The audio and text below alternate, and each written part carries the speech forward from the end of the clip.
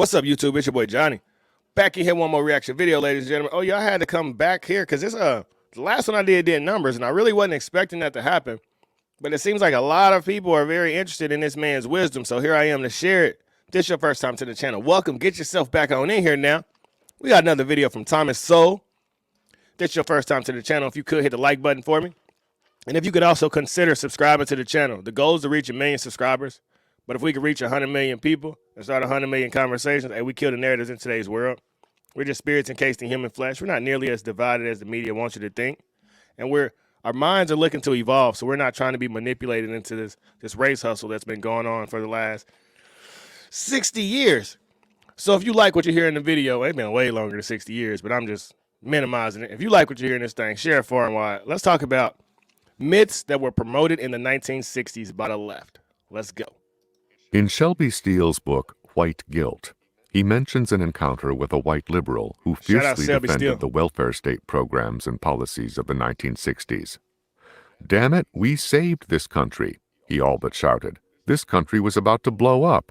There were riots everywhere. You can stand there now in hindsight and criticize, but we had to keep the country together, my friend." Before we turn to facts, we need to understand the vision. This is a vision of the world more precious than gold.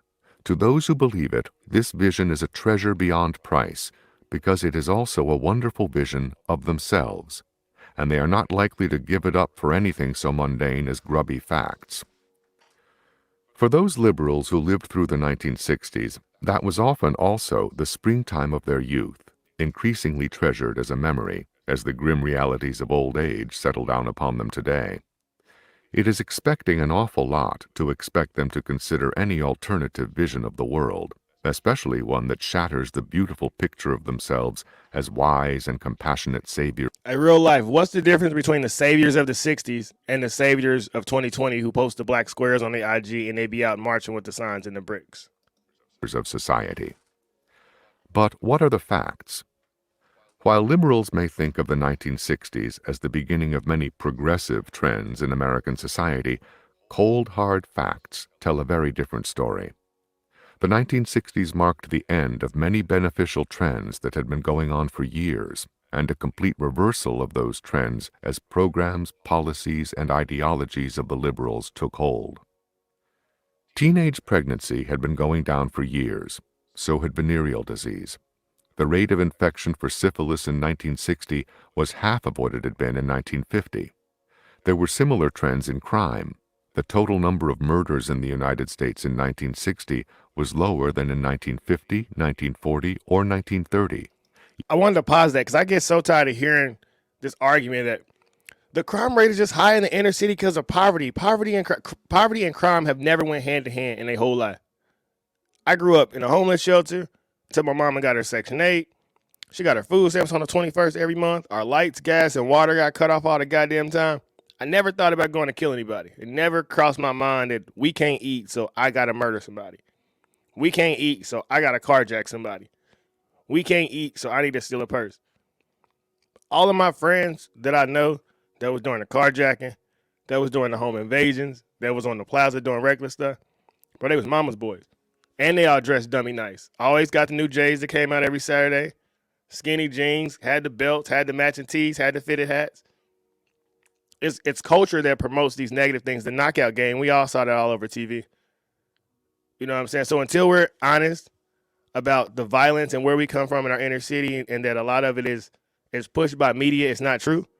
You know, I asked my daddy, I asked my grandpa. My grandpa actually just died this Saturday. He was 79 years old.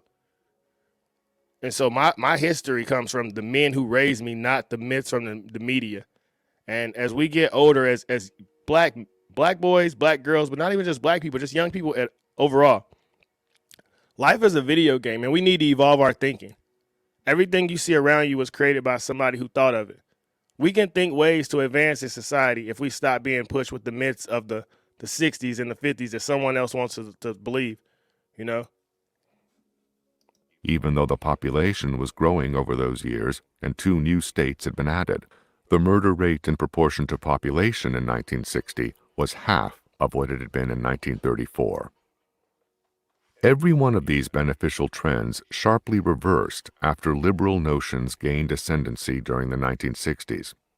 By 1974, the murder rate had doubled. Even liberal icons. And if you've read Color, Communism, and Common Sense by Manning Johnson, he spoke about this that was going to happen. I believe that book was published in 1958. Sergeant Shriver, head of the agency directing the War on Poverty, admitted that venereal disease has skyrocketed, even though we have had more clinics, more pills, and more sex education than ever in history. Liberals looking back on the 1960s take special pride in their role on racial issues, for civil rights laws and the advancement of blacks out of poverty. Those riots that threatened to tear the country apart were race riots, and supposedly the liberals saved us all. But what do the facts show?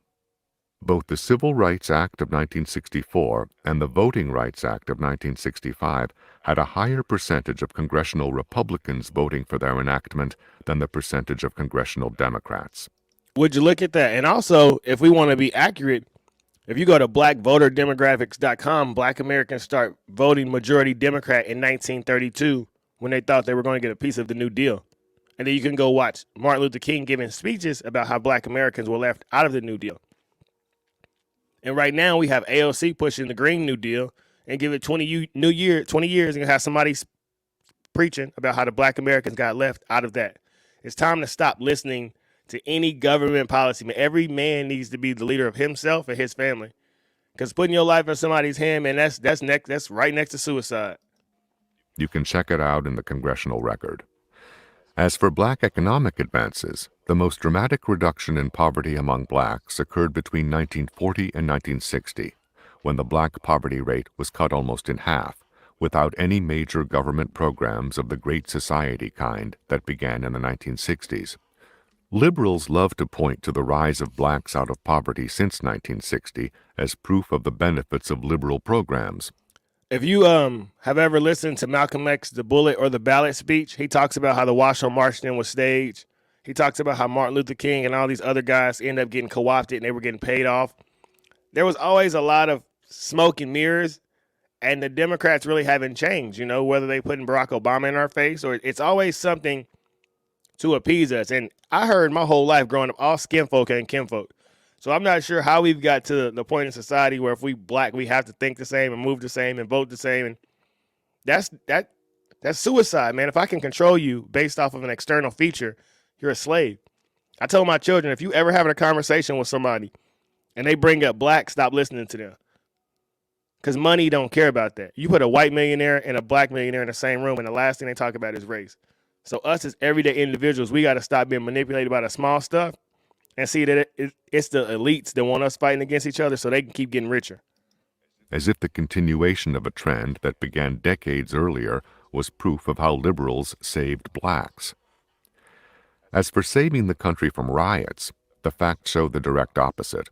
It was precisely when liberals were in power that riots rocked cities across the country. Big facts. There were never as many riots during the... Big facts. And look at all of the cities that break homicide records. They're all run by Democrats. They say that the definition of insanity is doing the same thing over and over and over and expecting a different result. I'm in Kansas City, and we've been run by Democrats since 1991, yet they'll tell you Republicans are the problem. California, St. Louis, Chicago, Baltimore, Maryland, Detroit, Atlanta, you can keep it going, and they all been ran by Democrats. Yet, Republicans are the racist people trying to hold black people back. Don't make sense, dog. 2 presidential terms of Ronald Reagan as during one term of Lyndon Johnson. Even during the 1960s, riots were far more common and deadly in liberal bastions like New York City than in Chicago, where the original Mayor Daley announced on television that he had given his police orders to shoot to kill if riots broke out.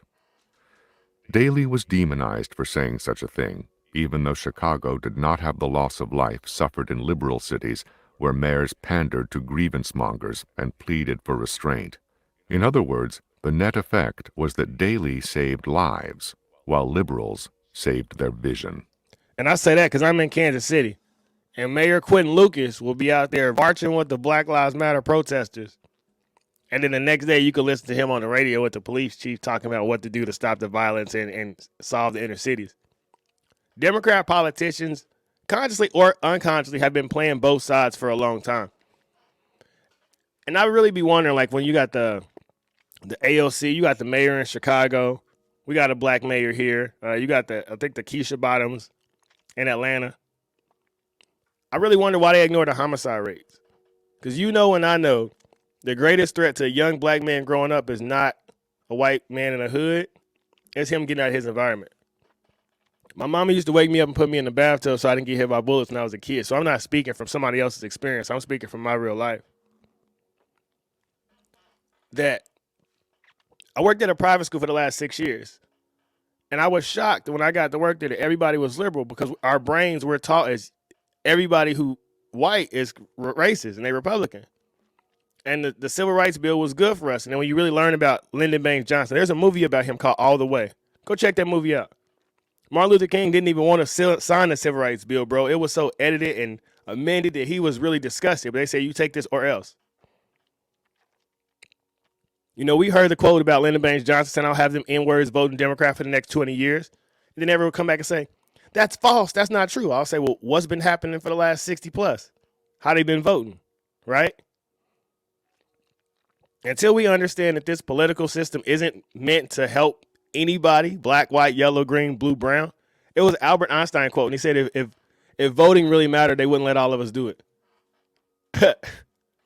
And everything you can have in this life, this material stuff, you can get out and create. Anything the mind can conceive and believe it can achieve. So let's stop believing the lies of the left. And I don't really care about the right. You know, I just want every individual to understand the greatness inside of them. You could do anything. You can accomplish anything. Every human is a genius. And our environment slowly strips it away from us and makes us start being at competition with the people around you. And I just want to encourage everybody, if you happen to watch this video, if we're aligned on the same frequency right now, get out of competition mode and get into creator mode. The world is your canvas. You can do anything. You can create anything. Faith, consistency, and hard work. Create something dope in this world and leave a legacy for somebody to follow. Like the video, share the video, subscribe to the channel. Be the change you wish to see in this world. And until next time, I'm out. Peace.